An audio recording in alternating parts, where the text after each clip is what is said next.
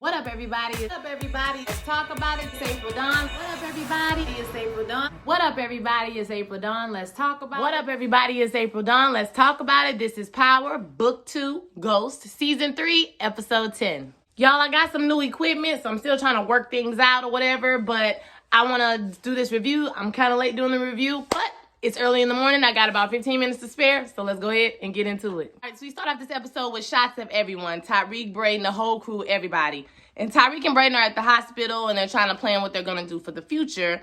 And with Tasha missing, obviously Tyreek wants to find her. This is his number one priority. And he thinks that Sax sent a letter to Monet, and Monet sent this letter to Tommy, letting him know Tasha's location so that he would come after her. Then we see Monet. She visits Noma, and she offers herself as the answer to the problem that, she has with the police and everybody chasing them or whatever. So Noma takes this deal. Y'all, this stuff kind of works kind of quickly for me or whatever, that Noma was such a gangster, but now she's just taking deals from everybody who come to her. But okay, so Noma takes the deal, and when the crew meet up, they find out that Monet is their new boss. Monet tells them that they need to get stuff rolling on the street again, because baby, this is the only business we got that's making money. So y'all need to get this one again, get this, business up and running again. And then she asks Tyreek to come outside so she could talk to him. When they get outside, she pulls a gun on him and blames him for telling the kids that she had Lorenzo killed. To which, of course, he denies, and then he blames her for trying to have his mama killed, which she denies or whatever. So I personally thought she was lying at that point. So when she goes to walk away from the situation, he almost kills her, and then Obi tells him, hey, chill out. You don't need to do that. Got other things you need to worry about. You need to get back in Noma's good graces. So once again, he does try to follow her because he's like, I'm going to kill this bitch anyway. And Tommy cuts him off. And that's when we find out that Tommy and Tasha had a talk whenever Tasha knocked Tyreek out on the last episode. Basically, they hashed out their issues, and they decided that they didn't want to lose no more people. When the police came, both of them bounced and left.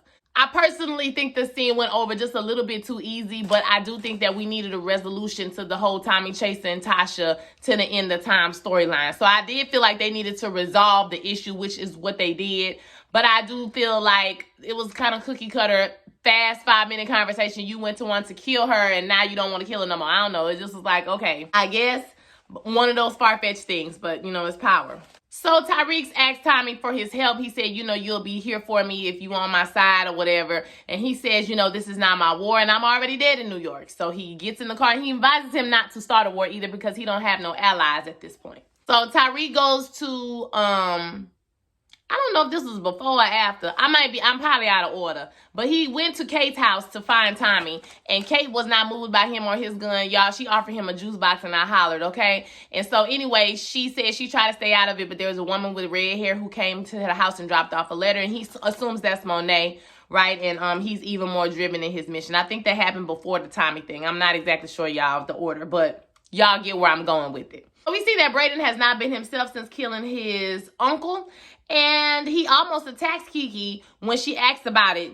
He sees her. She's about to leave, try to figure out her life and everything. The SEC has cleared her of anything wrongdoing. And so she thanks him, for whatever he did, for making it all go away.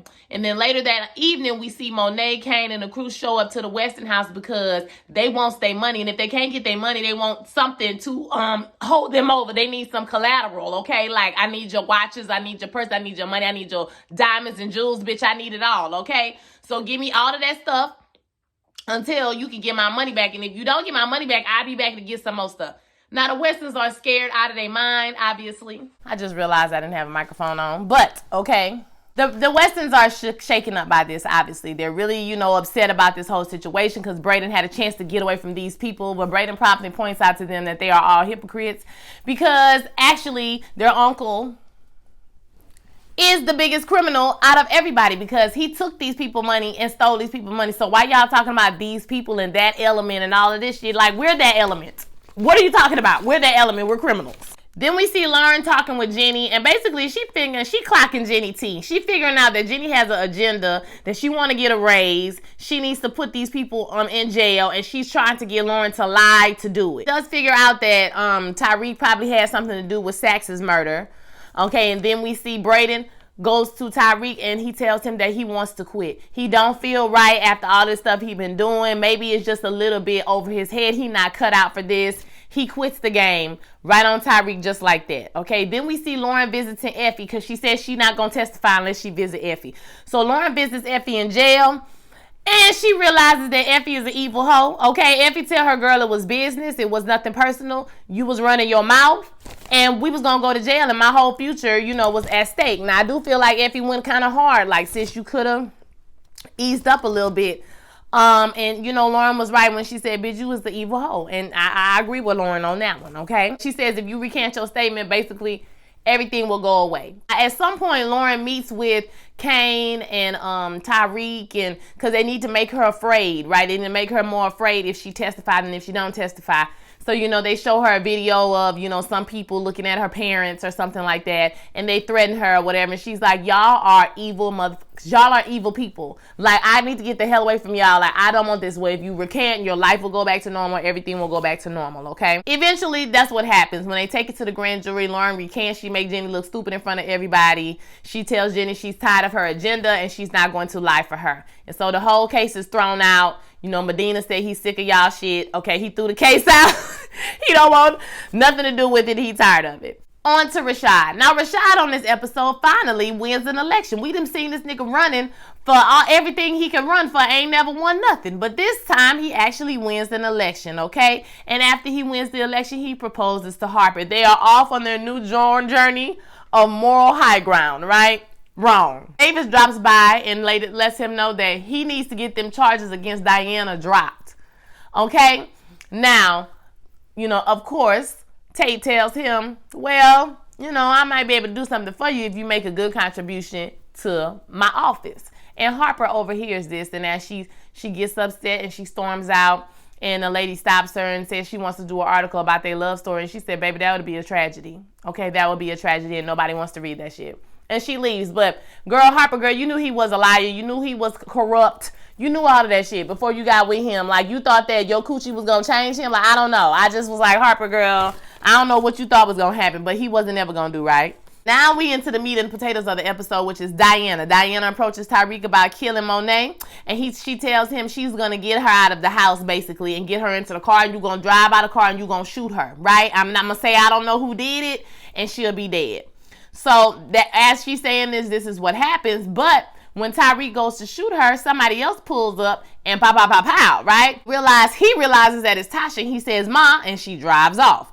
So Monet gets shot several times. She covers up Diana, who does not get shot. Kane shoots back at the car, but, the person gets away.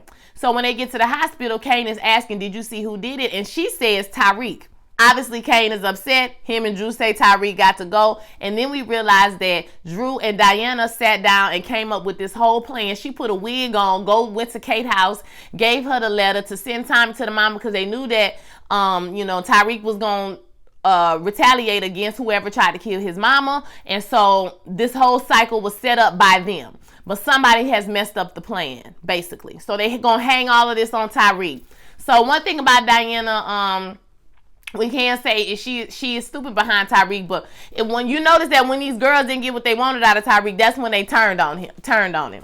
I thought that was pretty interesting. We see Epi. Epi gets out of jail. She's met by Tyreek. And, she tries to talk to him about what they talked about in Italy and, are they going to still be together? And he was like, no, it's been too much. Like, it's been too much that's happened between us. Now we can't go back to that. He offers her a ride back to the dorm, but she tells him, no, she'll be fine. She's going to make her own way. Then we see, now Tommy told Tyreek to be smart, right? Comes up with this plan that he's going to work with Noma, and he's going to, learn everything she knows. Because after he talked to Tasha, basically, they have a sit down talk, and he's like, I'm going to learn everything she knows, then I'll be able to take everything she got, basically. And so, he goes to Noma and he tells Noma that he wants to work with her because I forgot to say that when he picked up Effie, that one of the conditions was that she give him the location of Noma's daughter because she had found Noma's daughter, okay? She said she wasn't going to get it till she got out. So when she got out, she gave him the location. So when he shows up to meet with Noma, he basically is ambushed by everybody. Kane, Drew, Diana, Effie is now working with Noma, which is a surprise. She had the same idea Tyreek had, and she just executed it a little bit faster than he did. She just moved faster, okay? Cue Veronique.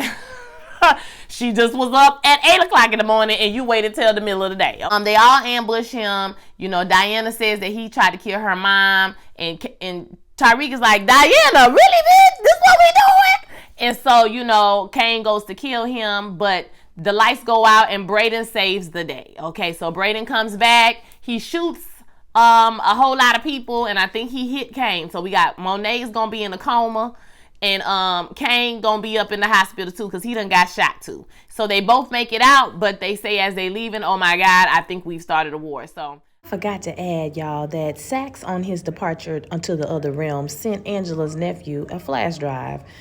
And I'm sure it has a lot of information from Davis's computer and about Tyreek. So you know that's going to be another run around the mulberry bush next season, y'all. So we'll see what's going to happen with that whole thing. I think it's on a good cliffhanger. A war has been started. I don't know how they gonna fight this war with 2 people plus McLean, and McLean worked for Monet. Monet gonna have more money, so you know McLean ain't loyal to nobody but money. So it's going to be interesting to see how this plays out for the next season. I know they renewed, so they will be back. So I really enjoyed these last 2 episodes of the show. I want to hear what you guys think. So don't forget to like, don't forget to comment, don't forget to subscribe. Y'all, I'm sorry I didn't have as many jokes or whatever because I got to go. I got to go to work. It's early in the morning, so you know I ain't got a whole bunch of jokes for y'all today, okay? I hope you liked the video.